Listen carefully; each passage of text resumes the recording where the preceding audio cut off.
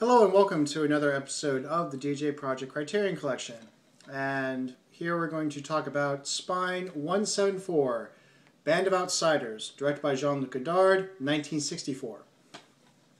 Now, given that the previous episode I talked at length about Godard, you think, okay, what more can I say? And two, what more can I say about him?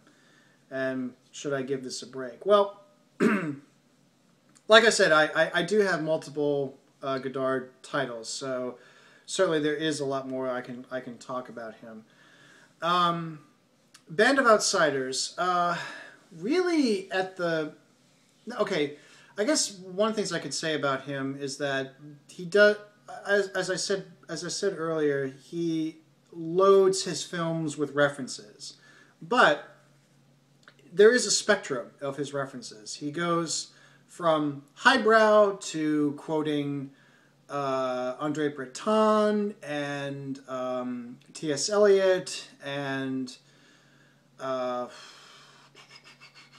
else does he? I mean, there's and Shakespeare.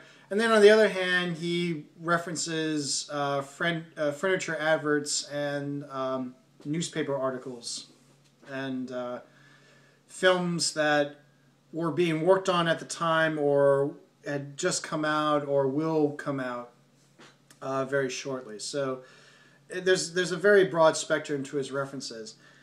Godard, because of what he has done and how he's properly perceived, he's often viewed as, I think he tends to be viewed as just a very highbrow filmmaker. And I think if you were to tell him this, he would just give you the evil stare and go, "Really?" He will, and he has done this in past interviews. While he has cited Faulkner and Sartre as being key influences, he can also say that he was influenced by pulp novels and American pop culture and those things. So really, for him, it is a spectrum, and to him, there's really no difference between highbrow and lowbrow. In fact, part of the charm for Godard is that he does have both elements to him in his films. There is a sense of, and again, these are the films that he made in the 60s. They have this interesting juxtapositions between lowbrow and highbrow, and Band of Outsiders is a really good example of this. The film itself is really just the plot of it is really no different than what you would find in any pulp crime novel. These are a couple of guys that have cooked up this heist, and they bring in this language student played by Anna Karina, who was once married to Jean-Luc Godard for a spell, and so they bring her in on this heist. So that's really what the plot is, and there's no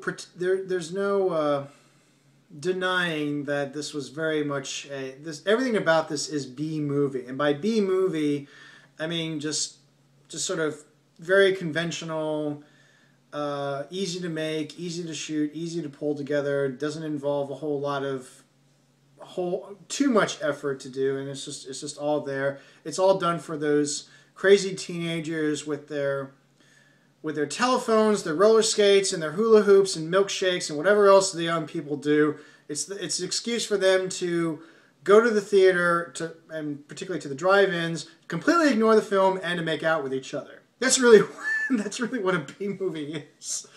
And so the basis of the film is very much, pretty straightforward, pretty conventional. But this is also Godard. And what makes Godard interesting is that it's what he does to it. And this goes into the relentless experimentation he does. Basically, yes, the plot is pretty straightforward, but with Godard, he's going to at least make it very interesting. And so among many things that he does to make it interesting. First off, the conversations they have. They're reading newspaper articles to each other. They're remembering certain events consciously. They're subconscious, or actually, I should say, Godard, through the characters, they quote other books, or they reference other books, and they quote advertisements. There's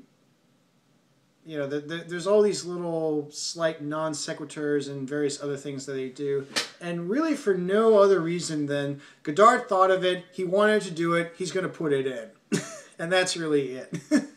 There's really no other reason for it. It doesn't add anything to the characters. It's more for the film itself. It's much more. You don't watch Godard for characters. You watch Godard because you want to see what is possible in the world of cinema, and he lays it all out. He's very aware that cinema has a very interesting past, and that it can continue on to an interesting future. Something I will say that I forgot to mention in Contempt, and considering that I talked a great length about Contempt, there were two quotes that I got from Contempt that I credit for Contempt in giving me. The first one is in the screening room. There is on the bottom of the screen is a quote from Louis Lumiere, and actually it's translated in Italian. But the quote is, "The cinema is an invention without a future." And then the other one is the film's epitaph that he speaks, and the quote is, "Cinema substitutes for our gaze a world more in accordance with our desires."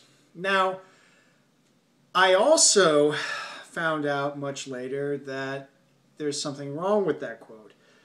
Godard attributes that quote to André Bazin, the famous film critic and sort of father figure for the directors that make up the French New Wave, the Nouvelle Vague. But Bazin did not say that. It was actually another critic who said this, Michel Morlet. And I say this because for the longest time I took Godard on his word and say that this was that Bazin said it. But no, it's not. It's Michel Morlet who said that quote. But that quote, that line, I think is the best single statement that you can ever say about cinema, as far as what cinema is. Cinema substitutes for our gaze a world more in accordance with our desires. And this describes I feel that this describes every film ever made. Whether it's a mainstream film or an art film, whether it was made in Hollywood or outside of Hollywood, whether it was made in the silent days or in the sound days, whether it was made in America or in Europe, doesn't matter. That's what cinema is. A cinema substitutes for our gaze a world more in accordance with our desires. So this is why I really like Contempt. But we're no longer talking about Contempt. We're talking about Band of Outsiders. So yeah, you watch Godard to explore the possibilities of cinema, and thus with Band of Outsiders in particular, you learn that while you can use a conventional formula, it doesn't necessarily mean that you end up with something conventional. Again, there's loads of references in Band of Outsiders, and it does make it more interesting. Now, the other interesting thing about this film is that it also can explain why I feel ambivalent towards Quentin Tarantino. Because like I said before, I got into Tarantino kind of late. I was not part of the craze that he had with beginning with Reservoir Dogs and then also with Pulp Fiction. It doesn't mean that I was not aware. I definitely knew that that was going on, and I definitely knew that that was something that people were into. But I never got into that myself at the time. But when I did get into Tarantino, and this also went in line with what I was interested in just films in general, I knew that Godard was a big influence on Tarantino, to the point where he named his production company A Bande Apart, which is a band of outsiders. The original French is Bande Apart. And so that's his nod to Godard. In fact, pretty much the first scene you see in Band of Outsiders is very similar to the first scene, or actually I don't think it's like the first scene, but very early on, the Royale with cheese discussion in the car in Pulp Fiction. So right away, you can tell that. So in other words, for me, I don't have to get into Tarantino that much because I knew his influences. I can kind of just go into like the films that he watches, and that kind of gives me a sense of what he does. Again, this is not to take away from Tarantino. I know that he is really good with dialogue and really interesting with dialogue, but I don't think that I don't see him as the king of cinema or anything like that, because really he's just continuing on what Godard was doing in a certain sense. So, and we all stand on the shoulders of giants, and even Godard knew this also. Like he was definitely aware of the films that came before, but he felt that that cinema can do more and should do more. And I should say during the 60s, this really comes through. Now, what do I mean by him in the 60s? Well, Godard's career, and as of this date, it's still ongoing, surprisingly. But Godard could be divided into three periods, and this is how most people do it. There's the 60s. There's the films that he made in the 60s, and by that I mean starting from Breathless and ending with Weekend. This could be called his cinema period, or his commercial cinema period, or his more accessible period. In other words, even with all the references and all the experimentations, there's still some degree of accessibility. It was all done to try to get anyone involved. This is not done for the sake of alienation or anything like that. It was to bring people in, but also challenge them at the same time. And tends to be the period that people know Godard the most, which then leads into his other two periods. Then there's the 70s, or actually after Weekend, where Godard decides to get overtly political, and for him, cinema is a political tool. And so this is where he gets into his Ditka Vertov period. It's very Marxist, very politically charged. This is also where Tout va bien comes in. And this is also where he works with Jean-Pierre Gordin. I will talk about Tout va bien later down the road. And that's the only film that I've seen in his 70s period, or his political. This is political cinema. And then starting in the 80s, and then he's continued on this afterwards, where he starts to get a bit more poetic, introspective. Where in other words, he's not. Instead of being an angry young man, he's now a less angry but probably cranky old man. And this is not an insult. This is actually said with more affection than anything else. Now, the only thing I've seen of that period was actually not as recent, but kind of recent-ish. Notre Musique came out in 2004. In fact, I actually saw this at the Kimball Theater when I was at William & Mary. So that was an example of how you can see a film that's not it's an example of seeing a film that's not in the multiplex or not in the Cineplex. This is a film that you have to go to a special theater for. So this was like one of my first art house experiences. That's not the only one. I also saw Amelie at the Kimball Theater. There were plenty of films that I saw at the Kimball when they were shown. So, and like I said, I'm not a film snob or a cinema snob, if you prefer. Thank you very much. For me, I'm interested in cinema. I don't care where it's from. If it's good, if it's a good film, I will champion it. If it's a bad film, I will beat it to death. I will not apologize for that. But anyway, so Band of Outsiders. Again, it's a straightforward. I mean, the plot is pretty straightforward, and you know, the references are numerous. And I would say that if you want to get into Godard, if you want to go into that enterprise, the first films I would recommend of his, I would recommend that you see Breathless or Band of Outsiders. And if you can get through those, you probably can get through other of his films. And then you can go on to something like Contempt or Two or Three Things I Know About Her, or Weekend.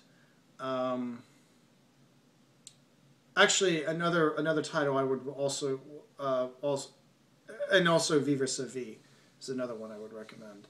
But to start, I would say a good start with Godard would be either Breathless or Band of Outsiders, because it's convention and actually Band of Outsiders especially, because Band of Outsiders, again, it's very conventional. If you know enough about, if you've seen enough heist films, caper films, crime films, I think I already said heist films, but if you've seen them, it follows that pretty straightforward.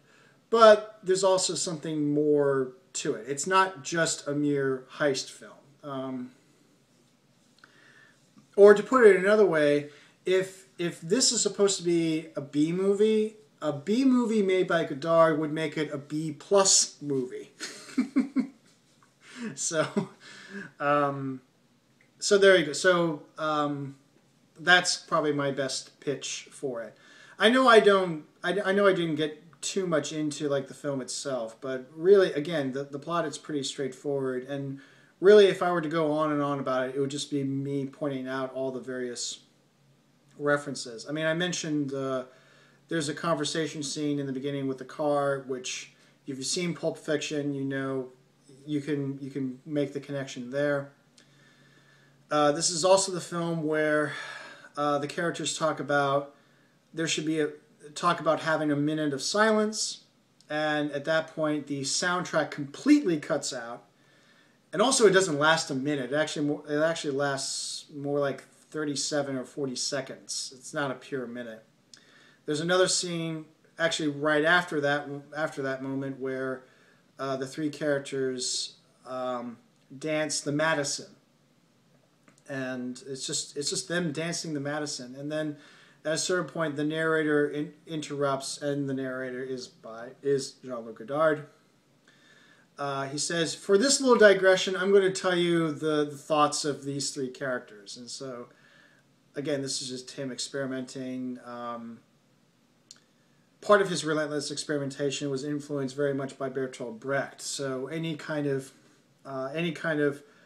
breaks or breaking the artifice or exposing the artifice, Godard was definitely into. So lots of talk. So there's moments where they talk to the camera, break the fourth wall, break the sound, emphasize how artificial the whole thing is, and blah blah blah blah.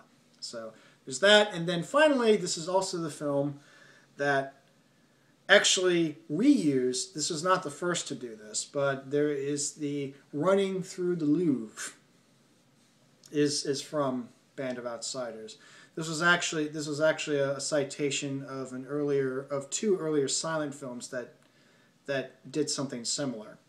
But this is one that also popularized that, and that gets referenced. I forget the title of this. I know it's directed by Bernardo Bertolucci.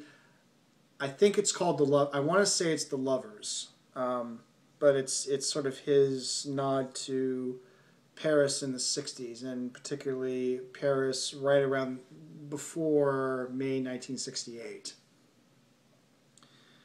I want to say it's called The Lovers, but I could be wrong on this. But again, at some point I want to go back through all these episodes and add annotations of wherever I mess up on something to kind of redeem myself. So, or I may just end up not caring. But anyways, I anticipate all the nitpicks showing up and saying, "Oh, you didn't say this right. Oh, you got the wrong director. And no, it was really it was really 6 Academy Award nominations, not 5. You're terrible. You're awful. Burn." Really, get a life. Do you know how it? Okay, if you call me pathetic for doing that, imagine how you look. Do you really look any better if you do this? No. So stop calling the pot. Stop doing the pot kettle black thing. Really, it's annoying. Please, aspire to have some dignity. I swear. Anyway, so really, I think that's really all I can really say about Band of Outsiders. I'm sorry this is not as much, but don't worry, I'll make up for it more. If I haven't already talked a lot about other films, there's a lot more to talk about, so you won't be disappointed, I think, in the end. So yeah, Band of Outsiders. And until next time, take care.